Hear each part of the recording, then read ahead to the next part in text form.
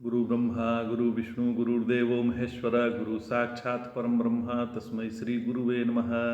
ओम नमो ब्रह्म दिव्यो ब्रह्म विद्या संप्रदाय कृतभ्यो वंशऋषिभ्यो महद्भ्यो नमो गुरुभ्यः। शर्वपल्लवरहिता प्रज्ञानघनः प्रगर्धो ब्रह्मे वामस्मि।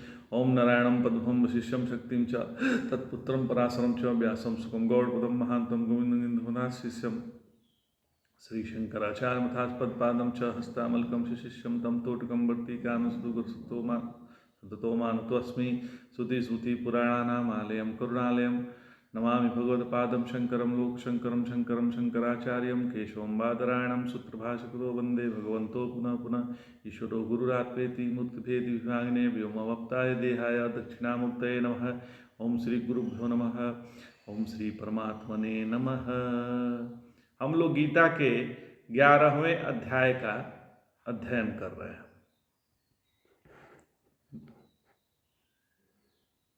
अर्जुन कहते हैं,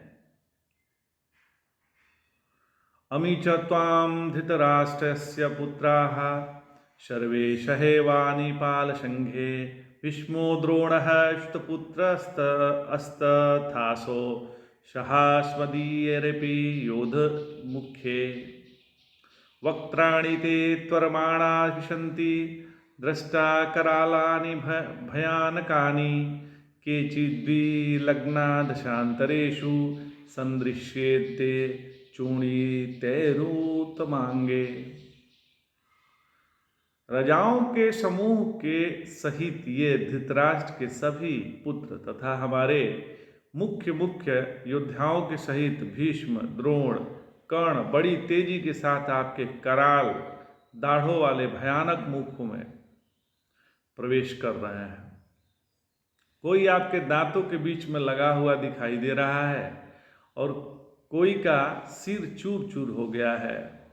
मृत्यु में जो भगवान का दर्शन कर लेता है वह कोई मरता नहीं है। यदि हम कर्म का सिद्धांत ठीक ठीक समझ गए हैं तो मृत्यु का भय हमेशा के लिए निकल गया है।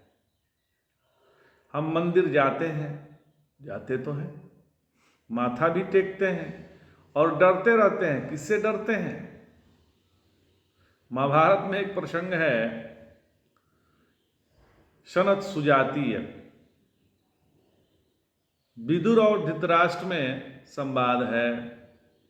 उसमें बोलते हैं कि मृत्यु असंभव है। देह पंच महाभूतों से बना है और ये पंच महाभूत अपने अपने घर चले जाते हैं तो कौन मरा? उसी प्रकार से जीव पहले था, अब भी है और रहेगा, तो ये भी नहीं मरता है। परमात्मा की मृत्यु का सवाल ही नहीं है कि परमात्मा मरता है।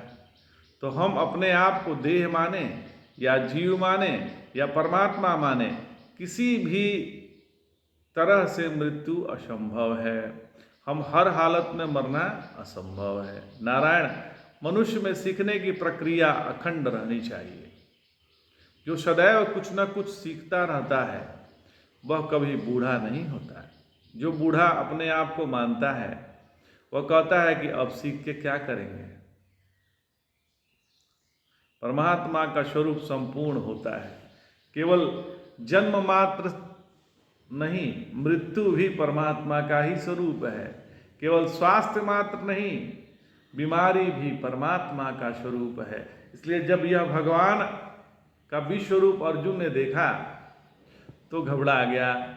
वो समझता था कि गुड़ी गुड़ी परमात्मा है, लेकिन यहां तो हर रूप ही परमात्मा है महाराज।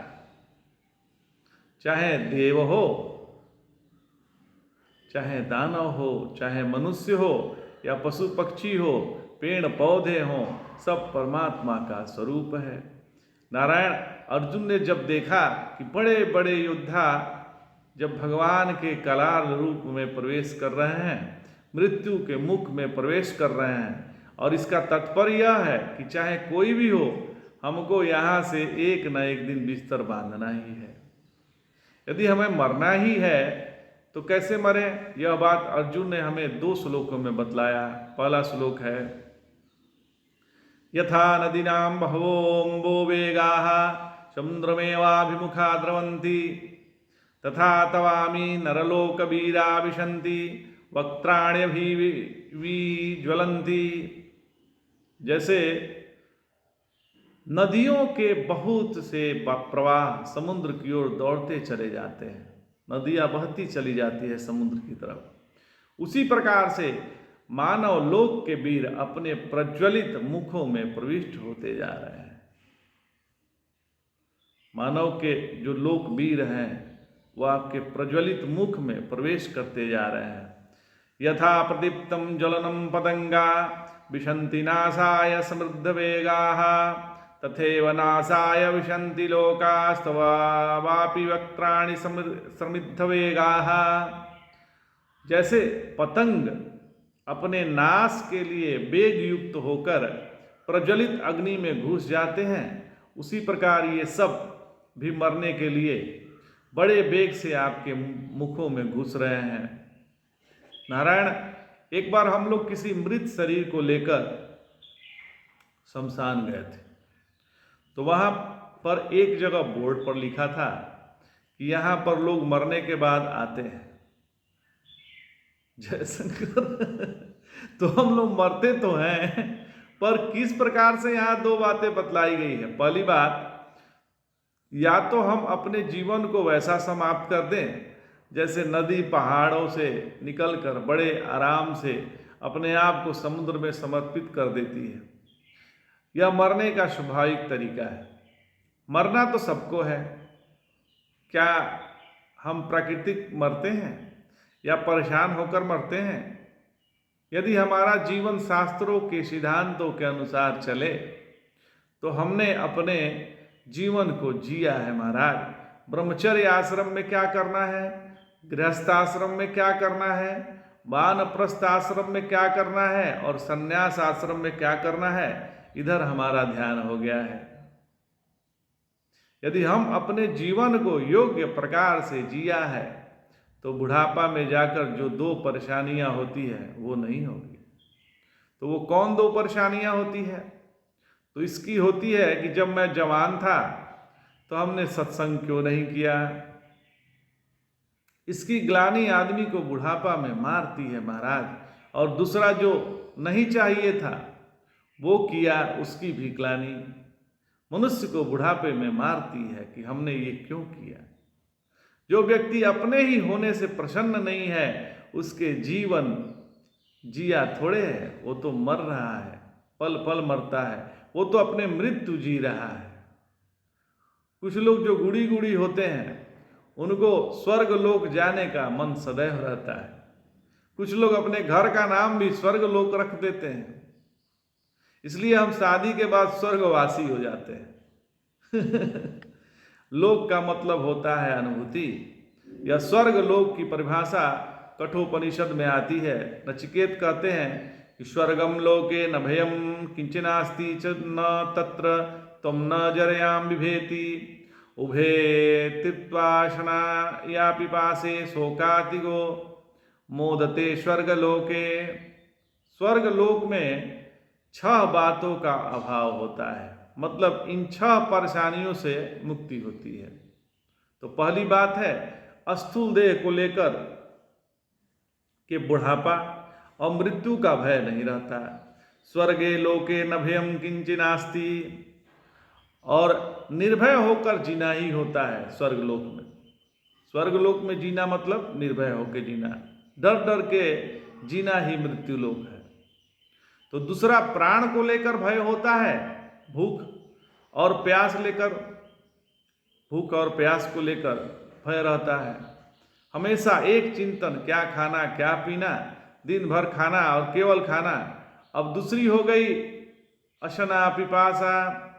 अब तीसरी परेशानी मनोमय कोष को लेकर है, शोक और मोह। जिसके जीवन में बुढ़ापा, मृत्यु, भूख, प्यास, शोक, मोह, इन 6 कारणों से भय निर्माण होता है, वह व्यक्ति स्वर्ग में रह रहा है।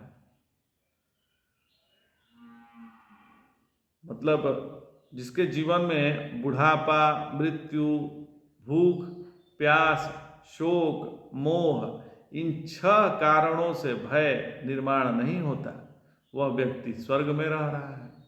यदि हम अपने जीवन को शास्त्र के सिद्धांत के अनुसार योग्य प्रकार से जिए तो बुढ़ापा में जाकर भी कोई भी ग्लानि अंतःकरण में निर्माण नहीं होगी। तो अर्जुन कहते हैं कि जिस प्रकार नदियां अपने उद्गम स्थल से निकलकर स्नेह स्नेह अपने अंतिम प्रयाण समुद्र तक पहुंच जाती है, इसी प्रकार से हमारा जीवन एकदम से कृत्यता का होवे। जब हम अपने मर्जी से नहीं अपितु शास्त्र सम्मत से अपने जीवन को जी रहे हैं तो हम स्वर्ग लोक में जी रहे हैं महाराज। पर ये सब बिना तत्व जिज्ञासा को प्रकट हुए बिना संभव नहीं है। ये मान लीजिए कि हमें भूख नहीं है और जबरदस्ती खा रहे हैं तो क्या होगा, हमें उल्टी आ जाएगी। एक बार स्वामी विवेकानंद जी अपने श्री गुरुदेव से बोले कि आपसे माता बात करती है पर हमसे क्यों नहीं करती। तो श्री गुरुदेव भगवान कहते हैं कि तुम्हारे अंदर यह तीव्र इच्छा अभी नहीं है, वह तीव्र जिज्ञासा नहीं है, जब होगी तो माँ तुमसे बात करेगी। तो स्वामी विवेकानंद जी ने कहा कि मेरे अंदर तीव्र इच्छा है पर मैं असफल हो जाता हूँ, आप ही कुछ उपाय बतलाइए। फिर श्री गुरुदेव भगवान ने कहा कि चलो श्री गंगा जी में स्नान करके आते हैं। फिर दोनों लोग श्री गंगा जी के तट पर पहुंचे। जैसे ही स्वामी विवेकानंद जी ने डुबकी लगाई, श्री गुरुदेव ने उनके माथे को पानी में थोड़ा देरी तक डुबाए रखा जबरदस्ती करके। स्वामी विवेकानंद जी हड़बड़ा कर अपना सिर जल से बाहर निकाला और बोले कि ये क्या कर रहे हैं आप।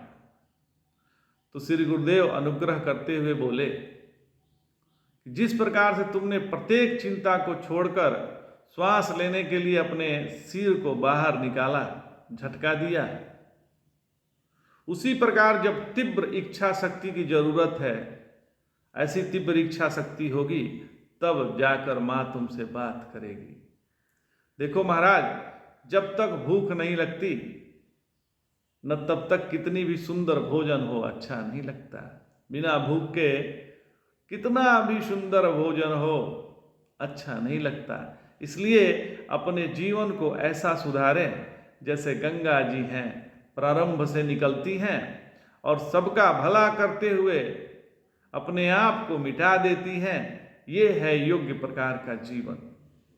और जो दूसरा जीवन होता है वो तो कीट पतंगों का होता है, जो प्रकाश को देखकर उसी ओर भागते हैं। मतलब वो अपने अंदर के प्रकाश को भूल गए हैं महाराज और वाह संसार के चमक धमक में फंस गए हैं, भूल गए हैं कि हम कौन हैं। केवल भोग भोग और केवल भोग भोग अपने योग को भूल गए हैं महाराज। जय जय शंकर, हर हर शंकर।